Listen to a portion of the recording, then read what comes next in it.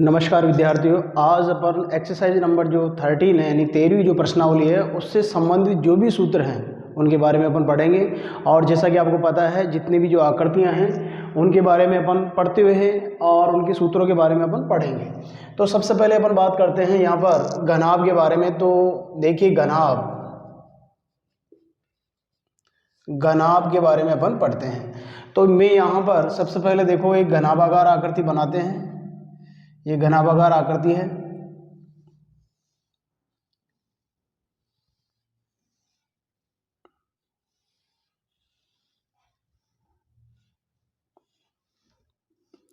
ये घनाभ बन गया आपका, ठीक है ना। अब चूंकि आप जानते हैं कि घनाभ के अंदर लंबाई, चौड़ाई, ऊंचाई तीनों चीज अलग अलग होती है। यहां पर देखिए ये इसकी लंबाई हो गई, लंबाई है, और ये है इसकी चौड़ाई, और ये ले लो आप ऊंचाई। तो इस प्रकार ये त्रिविमीय आकृति हो गई है, लंबाई, चौड़ाई, ऊंचाई इसकी दी है।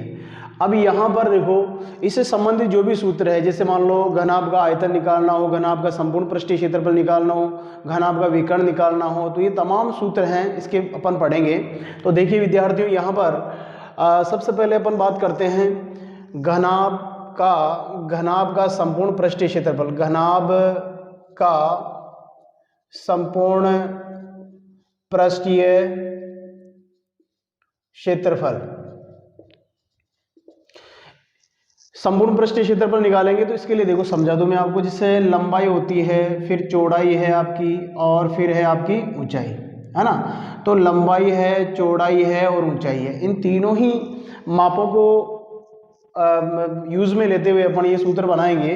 तो देखो यहाँ पर पहले आप लंबाई को आप चौड़ाई से गुणा करेंगे, लंबाई को किससे गुणा करेंगे अपन? चौड़ाई से, ठीक है। बीच में साइन किसका लगाओगे? प्लस का। फिर चौड़ाई को आप ऊंचाई से, तो यहां पर लिखोगे चौड़ाई गुणा ऊंचाई, और फिर प्लस, फिर ऊंचाई को किससे गुणा करोगे? लंबाई से, तो यहां पर ऊंचाई गुणा लंबाई। इस टाइप से आपने देखा कि यहाँ पर लंबाई को चौड़ाई से गुणा किया, फिर प्लस लगाया, फिर चौड़ाई को ऊंचाई से गुणा किया, फिर प्लस लगाया, फिर ऊंचाई को लंबाई से गुणा किया, है ना। इसके बाद में इसको ब्रैकेट में रख देते हैं और बाहर कितने से गुणा करते हैं? 2 से। तो आपने देखा कि यह है एक सूत्र बन गया है, और किसका बन गया है? घनाभ का संपूर्ण पृष्ठीय क्षेत्रफल का। अब संपूर्ण पृष्ठीय क्षेत्रफल से मतलब क्या है कि इसके कितने पृष्ठ होते हैं? 6 होते हैं। क्या कितने होते हैं? 6। तो 6 पृष्ठों का ये क्षेत्रफल आ गया, सूत्र आ गया एक तरह से। और यहां पर दूसरे नंबर की बात करते हैं अपन, घनाभ का आयतन। घनाभ का आयतन निकालें तो आयतन का सूत्र क्या होगा? घनाभ का आयतन का होता है क्या? लंबाई गुणा चौड़ाई गुणा ऊंचाई, यानी आपस में तीनों मापों को गुणा करते हैं अपन, लंबाई, चौड़ाई, ऊंचाई को आपस में गुणा करते हैं। तो इस प्रकार क्या बन जाता है? उसका ये आयतन का सूत्र बन जाता है। अब अगला जो सूत्र है वो है आपका घनाभ का विकर्ण।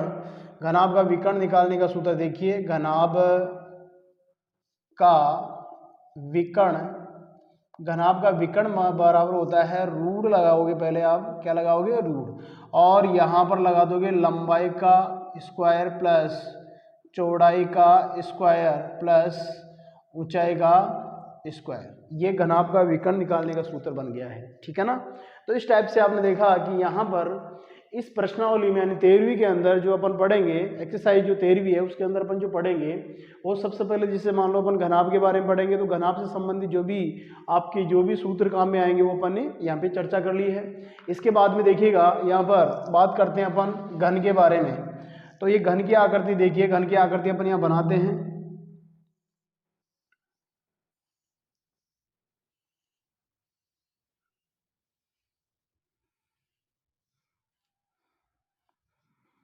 ये घन की आकृति बन गई है। अब इसमें क्या है, देखो इसमें क्या फर्क है, दोनों में फर्क क्या है? देखो इसमें भी आपके 6 पृष्ठ होते हैं और इसमें भी कितने पृष्ठ होते हैं? 6। लेकिन फर्क क्या है कि इसमें जो लंबाई, चौड़ाई, ऊंचाई होती है वो तीनों ही अलग अलग माप की होती है। और यहाँ पर जो वर्ग में जो ये जो घन है, इस घन के अंदर क्या होता है कि इसमें जो लंबाई, चौड़ाई, ऊंचाई तीनों मापें ही क्या होती है? इक्वल होती है, समान होती है। इसीलिए यहाँ पर केवल और केवल इसकी भुजा दी जाती है। जैसे भुजा अपन ने ले ली भुजा जो भी है, जैसे मान लो अपन ए मान लेंगे तो उस हिसाब से आपको लेना पड़ेगा भुजा, है ना। यहाँ पे कोई लंबाई चौड़ाई ऊंचाई अलग अलग नहीं लेनी पड़ेगी, यहाँ पर केवल एक भुजा ले लिया अपन, क्योंकि तीनों मापे समान है। अभी यहाँ पर, है ना, इसके घन के बारे में अपन पढ़ते हैं। तो घन में देखिए, घन में इसका घन का संपूर्ण पृष्ठीय क्षेत्रफल। अब घन का संपूर्ण पृष्ठीय क्षेत्रफल जिस प्रकार अपन ने लिखा था ना, घनाभ का संपूर्ण पृष्ठीय क्षेत्रफल ये होता है, इसी प्रकार घन का संपूर्ण पृष्ठीय क्षेत्रफल क्या होगा, क्योंकि आपको पता है कि कितने पृष्ठ होते हैं, 6, तो 6 गुणा यहाँ पर क्या हो जाएगा, भुजा स्क्वायर हो जाएगा। ये किसका सूत्र हो जाएगा, ये घन का संपूर्ण पृष्ठीय क्षेत्रफल निकालने का सूत्र हो गया। दूसरा है आपका घन का आयतन। घन का आयतन, तो घन का आयतन क्या होगा, भुजा क्यूब होगा। भुजा क्यूब यानी घात कितनी लगाओगे, 3। इसी प्रकार तीसरा है घन का विकर्ण। घन का विकर्ण निकालोगे तो क्या होगा बताइए, ये हो जाएगी भुजा इंटू √2, है ना, ये हो जाएगा, है ना, भुजा इंटू √2 हो जाएगा। इसी प्रकार घन की भुजा निकालनी हो, घन की भुजा निकालनी हो जब आपको क्या दिया जाए, क्षेत्रफल। ऐसी स्थिति में क्या करोगे आप, क्षेत्रफल में किसका भाग दोगे, क्षेत्रफल में आप भाग दोगे भैया 6 का, और यहाँ पे ये रूट बन जाएगा इसका। यानी कि घन की भुजा, आपको घन की भुजा निकालनी हो कब, जब आपको क्षेत्रफल दिया जाए, तो क्षेत्रफल में आप क्या करोगे, 6 का भाग दोगे। 6 का भाग देने के बाद में जो भी मान आएगा उसका रूट निकाल देंगे, तो क्या कराएगी, घन की भुजा। इसी प्रकार यहाँ पर घन की भुजा निकालें कब, जब आपको क्या दिया जाए, आयतन। आयतन दिया जाए, ऐसी स्थिति में क्या करोगे आप, यहाँ पर आयतन लिख दोगे ब्रैकेट में, आयतन और उसकी घात कितनी कर दोगे, 1/3। तो इस प्रकार आप लोगों ने समझा कि यहाँ पर अपन ने घन और घनाभ के बारे में उसकी कुछ जानकारी प्राप्त करी और उससे संबंधित कुछ सूत्रों के बारे में अपन ने पढ़ा। अपन दोबारा से बात कर लेते हैं। ये है अपनी, ये आकृति जो है अपनी घनाभाकार आकृति है, यानी कि ये घनाभ है और ये क्या है, घन है, ठीक है ना। तो इस टाइप से अपन देखते हैं कि यहाँ पर ये जो घनाभ है, उस घनाभ से संबंधित जो भी सूत्र हैं वो अपन ने पढ़े।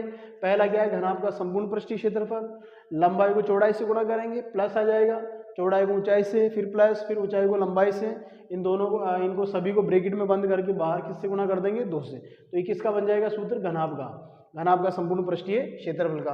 अब है घनाभ का आयतन निकालने का, तो लंबाई गुणा चौड़ाई गुणा ऊंचाई हो जाएगा। इसी प्रकार घनाभ का विकर्ण निकालें तो रूट बना दीजिए और लंबाई स्क्वायर प्लस चौड़ाई स्क्वायर प्लस ऊंचाई स्क्वायर हो जाएगा। इसी प्रकार अपन ने देखा घन में देखा, तो घन में तो क्या होती है, तीनों जो मापे होती है, लंबाई चौड़ाई ऊंचाई क्या होती है, समान होती है। इस प्रकार अपन ने देखा कि यहाँ पर घन का संपूर्ण पृष्ठीय क्षेत्रफल होता है 6 गुणा भुजा स्क्वायर, और घन का आयतन बराबर भुजा क्यूब, और घन का विकर्ण भुजा इंटू √2 होता है।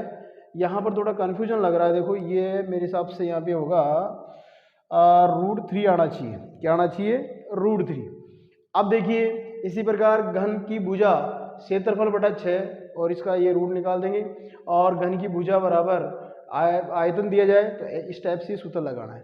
तो इस प्रकार आप लोगों ने समझा विद्यार्थियों। अपन लोग ये जो प्रश्नावली है अच्छे से पढ़ेंगे और आप लोग बिल्कुल जुड़े रहिए और बने रहिए, क्योंकि आपको हर वीडियो मैथमेटिक्स का आपको मिलेगा। इसके अलावा भी बहुत सारी, जैसे साइंस में भी अपन पढ़ेंगे, मैथ्स में पढ़ ही रहे हैं, इस प्रकार रीजनिंग के बारे में भी जो भी कंपटीशन के एग्जाम हैं उनमें भी अपन वीडियो बनाएंगे। तो सभी विद्यार्थी इस चैनल से जुड़े रहें और सब्सक्राइब करें। धन्यवाद।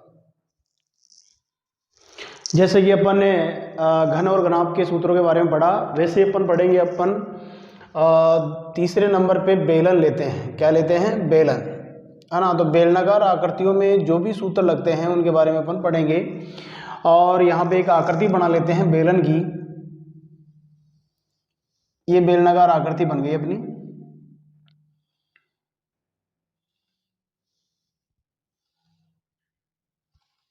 ठीक है ना। अब इसमें आप देखो ये बेलनाकार आकृति है ना, यहाँ पर लिख देते हैं बेलनाकार आकृति, बेलनाकार आकृति, ठीक है ना। अब इस बेलनाकार आकृति में क्या है कि एक तो है ऊंचाई, यहां से यहां तक कि आप ये h ले लो, ऊंचाई जो है क्या लेंगे अपन h।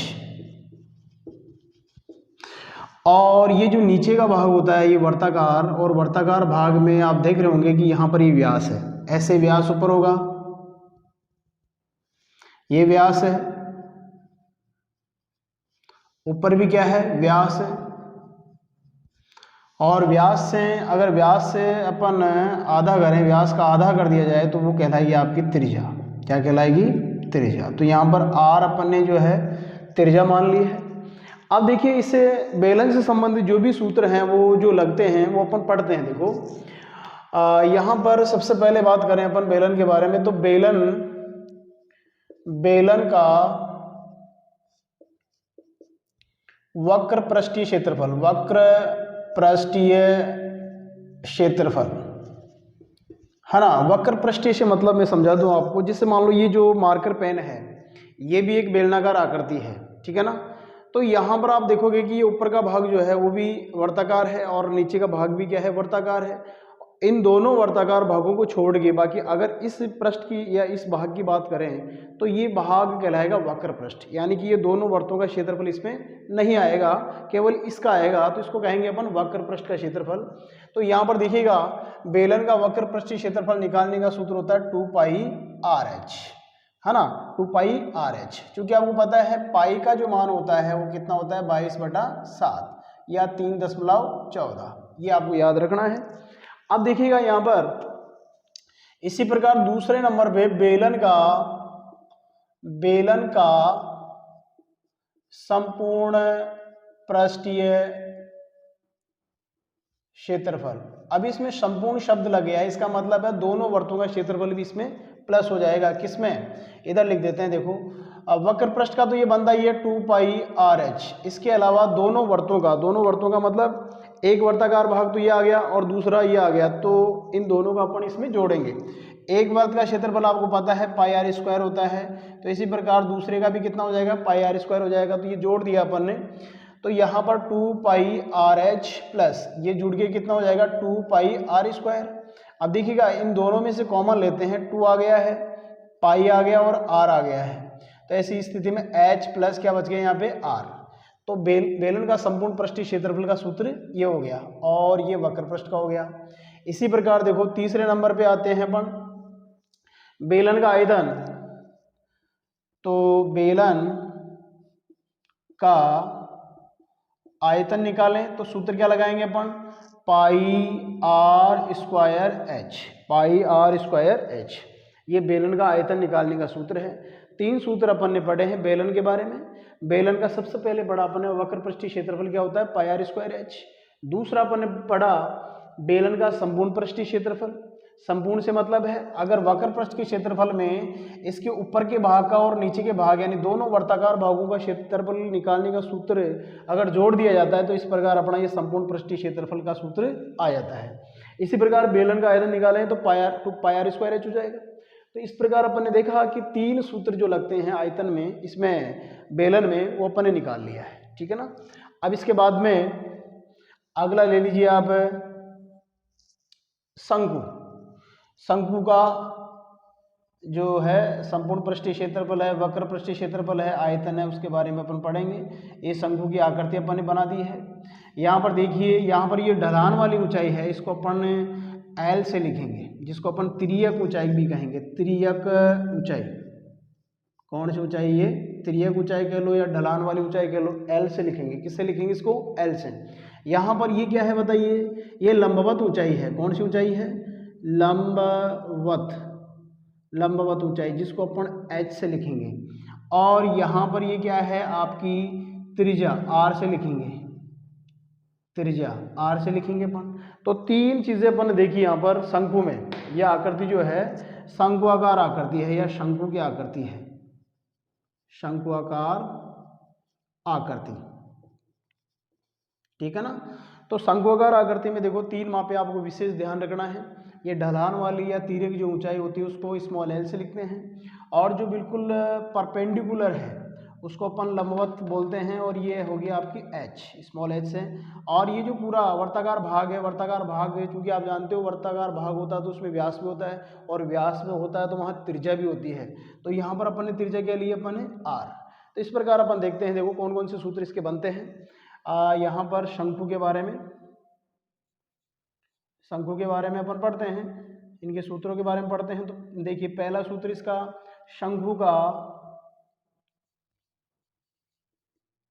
पृष्ठीय वक्र पृष्ठीय क्षेत्रफल, वक्र पृष्ठीय क्षेत्रफल निकालने का सूत्र क्या होगा, पाई आर एल। दूसरे नंबर पे है शंकु का या शंकु के आधार का क्षेत्रफल, यानी जो वर्ताकार भाग है उसका क्षेत्रफल क्या होगा, पाई आर स्क्वायर। और तीसरे नंबर पे लिख दो आप शंकु का संपूर्ण पृष्ठीय क्षेत्रफल, संपूर्ण पृष्ठीय क्षेत्रफल क्या होगा, पाई आर एल प्लस आर। इस टाइप से ये संपूर्ण पृष्ठीय हो गया, है ना। ये सूत्र हो गए क्षेत्रफल निकालने के। इसके बाद में अपन देखते हैं आयतन। तो यहाँ पर देखिएगा शंकु का आयतन निकालोगे आप तो सूत्र क्या लगाओगे, शंकु का आयतन बराबर होता है क्या, पाई आर स्क्वायर एच, और बटे में कितना आएगा 3। तो ये सूत्र बन गया आपका शंकु का आयतन निकालने का सूत्र, ठीक है ना। तो इस प्रकार अपन ने ये शंकु के बारे में पढ़ा, शंकु के सूत्रों के बारे में पढ़ा, और ये पढ़ा अपन ने बेलन के बारे में। इसी प्रकार जो भी आकृतियां रह गई उसके बारे में अपन पढ़ते हैं, देखते रहिए।